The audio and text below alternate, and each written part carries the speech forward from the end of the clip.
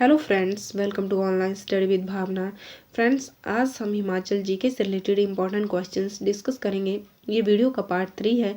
ये important questions की एक सीरीज़ है और इसके अलावा जो भी इंपॉर्टेंट टॉपिक हैं, चाहे वो हिमाचल प्रदेश की नदियाँ हों, हिमाचल प्रदेश की घाटियाँ हों, दर्रे हों, हिमाचल प्रदेश के मेले, मंदिर, इन सभी से रिलेटेड वीडियो आपको प्लेलिस्ट में मिल जाएगी। तो चलिए डिस्कस करते हैं। सबसे पहले है वर्ष 1925 में वर्तमान हिमाचल प्रदेश विधानसभा भवन का उद्घाटन किस वायसराय ने किया था। सबसे पहले जो हिमाचल प्रदेश विधानसभा भवन है उसका निर्माण 1925 में हुआ था। ये भी एग्जाम में क्वेश्चन पूछा जाता है।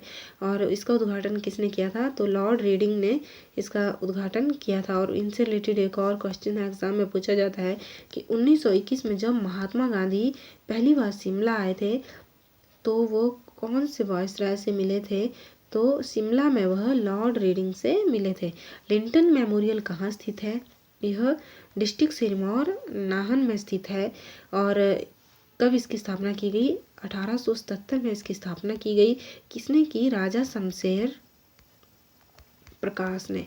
राजा शमशेर प्रकाश ने इसकी स्थापना क्यों की थी, उसमें जो भारत के वायसराय थे लॉर्ड लिंटन, उनको सम्मान देने के लिए उन्होंने लिंटन मेमोरियल की स्थापना की थी। ओके, नेक्स्ट है रेणुका बांध का निर्माण निम्न में से किस नदी पर प्रस्तावित है।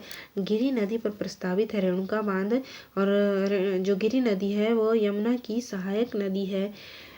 148 मीटर ऊंचा है यह बांध।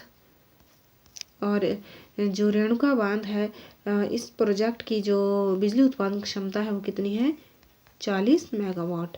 हिमाचल प्रदेश राज्य विद्युत बोर्ड की स्थापना किस वर्ष की गई, 1970-71 में हिमाचल प्रदेश राज्य विद्युत बोर्ड की स्थापना की गई। और अगर पूरी डेट पूछी जाए तो 1 सितंबर 1971 को। ओके, नेक्स्ट है 1966 में हिमाचल प्रदेश में विलय से पूर्व जो है नालागढ़ किस जिले का भाग था, यहाँ पूर्व होगा, तो विलय से पूर्व नालागढ़ जो है अम्बाला का भाग था। भाई दो ना पाई किस राष्ट्रीय आंदोलन का हिस्सा था। मोस्ट रिपीटेड और इम्पोर्टेंट क्वेश्चन है एग्जाम में। सविनय अवज्ञा आंदोलन का भाग था।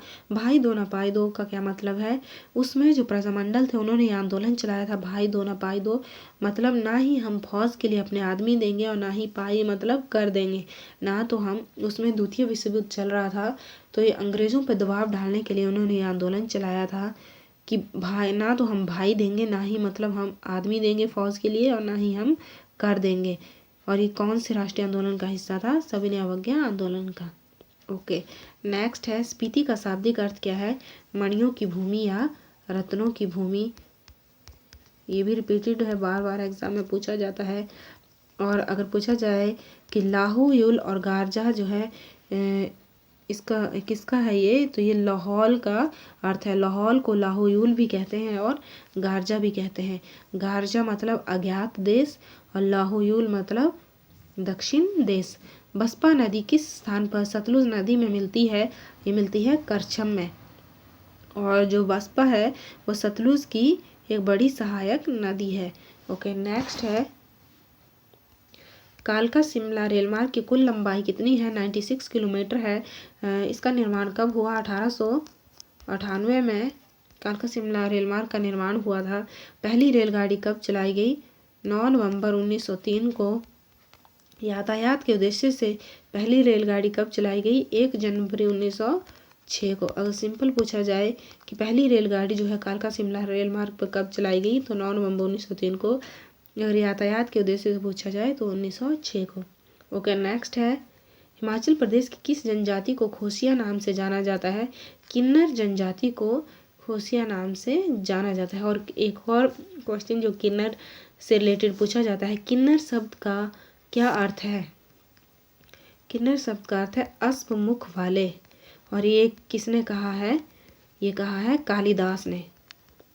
किन्नर के लिए ये शब्द यूज़ किया गया है अश्व मुख वाले, कालिदास ने ये शब्द यूज़ किया है। ये भी एग्जाम में पूछा जाता है कि किन्नर शब्द का क्या अर्थ है।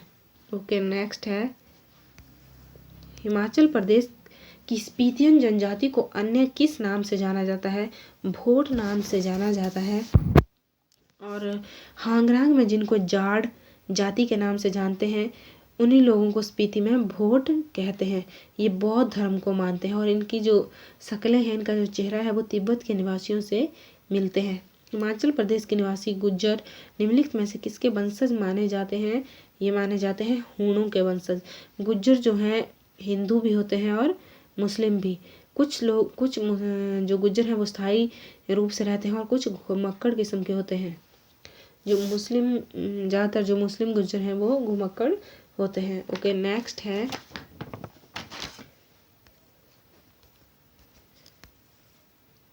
छांग लाहौल स्पीति में किसे कहते हैं? छांग लाहौल स्पीति में देसी शराब को कहते हैं, जो जौ और गेहूं से बनती है, जिसे वहाँ के लोग डेली पीते हैं। छांग क्या है? एक देसी शराब का नाम है। और अगर पूछा जाए कि नमकीन चाय को वहाँ पे क्या कहते हैं, तो छाकचा। छाकचा जो है वहाँ पे एक नमकीन चाय है। ओके, नेक्स्ट है हिमाचल प्रदेश के उपन्यासकार यशपाल जी किस जिले से संबंध रखते थे? ये रखते थे हमीरपुर। हमीरपुर के कौन से स्थान से इनका संबंध था? भूमपल। 1903 में यशपाल जी का जन्म हुआ था। ये एक क्रांतिकारी साहित्यकार थे और 3 दिसंबर 1903 में इनका जन्म हुआ था। और इनका संबंध हिमाचल के कौन से जिले से है? तो हमीरपुर से है। हमीरपुर के भूमपल नामक स्थान से है। ओके, नेक्स्ट है लाहौल स्पीति की किस घाटी को जिले का बाग और अन्न भंडार कहा जाता है?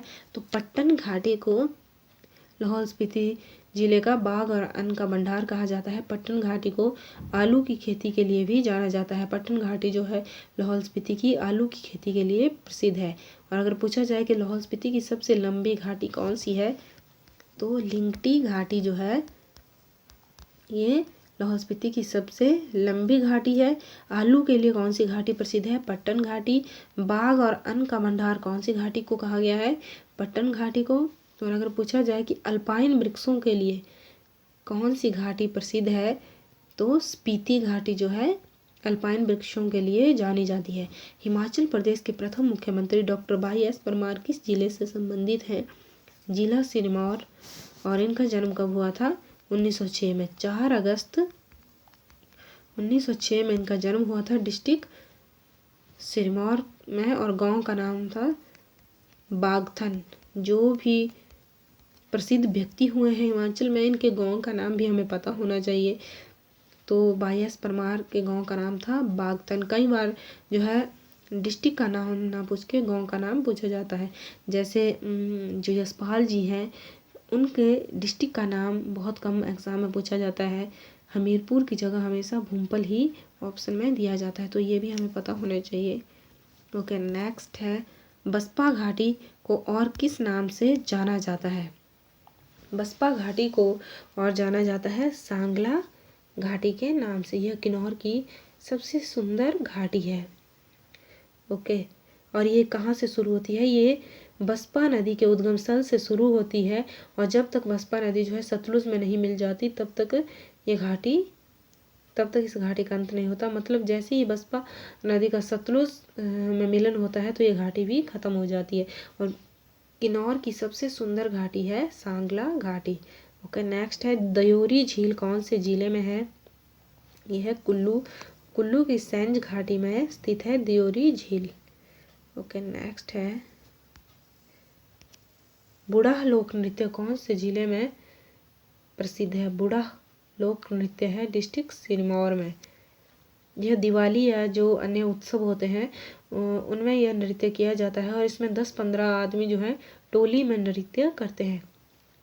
मोस्ट रिपीटेड है नेक्स्ट क्वेश्चन, कौन सी देवी को छिन्न मस्तिका के रूप में पूजा जाता है?